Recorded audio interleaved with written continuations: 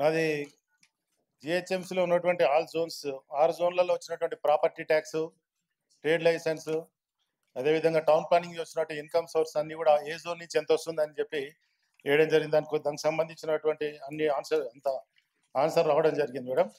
ఇక్కడ ఎల్బీ నగర్ నుంచి 3,17,898 మంది ట్యాక్స్ కడుతున్నారు మేడం, ట్యాక్స్ పేయర్స్ ఉన్నారు. అందులో 2,255 కోట్లు మేము ఎవ్రీ ఇయర్ 24-25కి మేము పేమెంట్ చేసినాం మేడం. అదేవిధంగా ఖైరతాబాద్ 3,26,499 మంది ట్యాక్స్ కడుతున్నారు మేడం. అందులో 325 కోట్లు వాళ్ళు ట్యాక్స్ కట్టిండ్రు.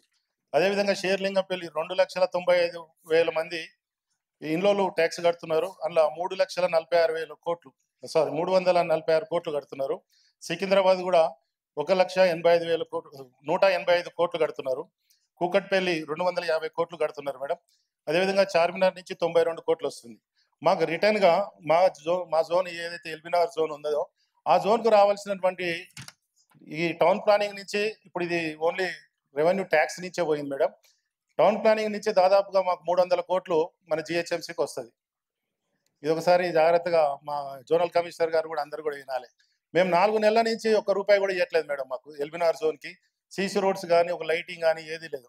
అదేవిధంగా అన్ని జోన్లకు అట్లనే ఉందా అంటే చెప్తేనేమో ఎంఐఎం సోదరులకు బాధపడవచ్చు, మరి ఒక్క సైడే ఎక్కువ పోతుంది అన్నట్టు మాకు డౌట్ ఉన్నది.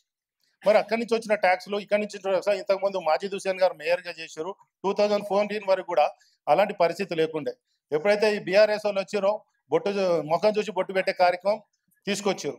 వాళ్ళు ఏ విధంగా అయితే ట్యాక్స్లు మనం ఎల్బీనగర్కి వెళ్ళి ఎన్ని వస్తున్నాయి, కుక్కటిపల్లికి వెళ్ళి ఎన్ని వస్తున్నాయి, ఇవన్నీ వస్తున్నాయి సెంట్రలైజ్ చేసి ఆ సెంట్రలైజ్ లో అట్లీస్ట్ ఒక 100 ఇండ్లు కడితే మేము ఎల్బీనగర్లో 99 ఇండ్లకు పర్మిషన్ తీసుకుంటాం మేడం.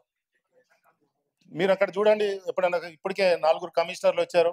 లోకేష్ కుమార్ సార్ వచ్చిండు, తర్వాత ఇలం భర్తీ సార్ ఇప్పుడు లాస్ట్ ఉన్నారు. మీరు ఎన్ని రోజులు ఉంటారు కానీ మేము మాత్రం 1 ఇయరే ఉంటాం సార్. ఇక్కడ 1 ఇయర్ తర్వాత మేము రిటైర్ అవుతాం. కానీ ప్రజలకు మేము ముఖం చూపించుకోవడానికి ఇబ్బంది కలుగుతుంది సార్. ఇంకో విషయం ఏమవుతుంది మేడం, మీరు కూడా హెచ్ఎన్డబ్ల్యూఎస్కి మన జిహెచ్ఎంసీకి టోటల్ కోఆర్డినేషన్ లేదు. ఒక అపార్ట్మెంట్ కడితే మనం 50 లక్షల రూపాయలు ఫీజు తీసుకుంటున్నాం. మనం అక్కడికి రిటర్న్ వాళ్ళకి ఏం చేయాలా, ఒక లైట్ పెట్టాలి, లేకపోతే రోడ్ వేయాలి, అట్లీస్ట్ జిహెచ్ఎంసీ నుంచి మనం యూజీడీ వేయాలి. వాళ్ళు మనం ఓసీ ఇచ్చేయగానే ఆక్యుపేషన్ సర్టిఫికేట్ ఇవ్వగానే వాళ్ళు అక్కడ వచ్చిన పబ్లిక్ అందరు కూడా రోడ్డు మీద వదిలేస్తారు. ఆ జిహెచ్ఎంసీ నుంచి మనం పోయి హెచ్ఎండబ్ల్యూఎస్ వాళ్ళని అడిగితే జిహెచ్ఎంసీ 800 కోట్లు బాకీ ఉంది, అవి ఇస్తే కానీ మేము వేయమంటాం. మనం ఇట్లా అపార్ట్మెంట్ నుంచి కట్టిన 50 లక్షల రూపాయలు అవి ఎక్కడ పోతున్నాయి? ఈ రోజు మరి ఎప్పుడు చూసినా కూడా మనం ఇక్కడ నేను చూస్తుంటే ఈ 4 సంవత్సరానికి సిగ్గుపడాల్సి వస్తా ఉంది. ఎప్పుడు చూసినా 3 పార్టీ వాళ్ళే స్టాండింగ్ కమిటీలు ఉంటారు. ఇవాళ ఈ బుక్కులు అన్ని కూడా తీర్మానం చేసింది ఎవరు? ఎంఐఎం వాళ్ళు, కాంగ్రెస్ వాళ్ళు, బీఆర్ఎస్ వాళ్ళు.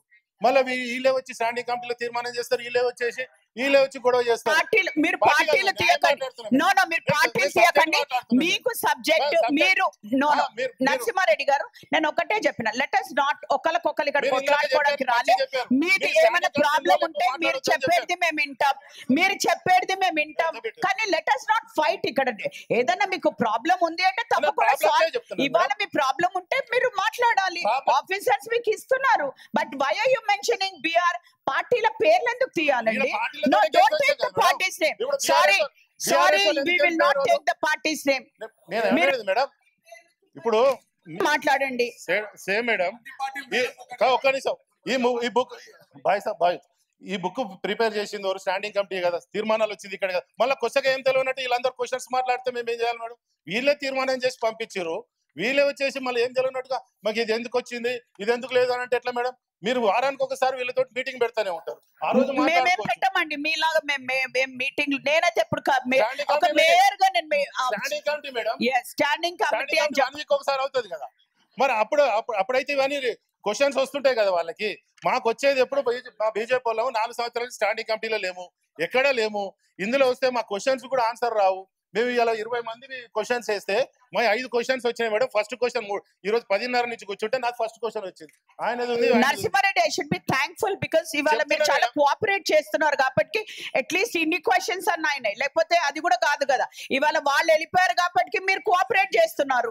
ఇప్పుడు అదే ఉంటుంటే మీరు 24 గంటలు కొట్లాడుతుండేవాళ్ళు కదా.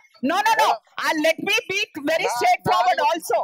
లెట్ మీ బి, మీరు ఎట్లయితే బురద జల్లుతున్నారో నేను కూడా చెప్తున్నాను.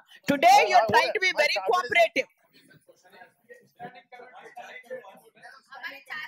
फिर पैसा किधर जा रहा है भाई? स्टैंडिंग कमेटी से किधर जा रहा? No, Faraz ab bait jaye.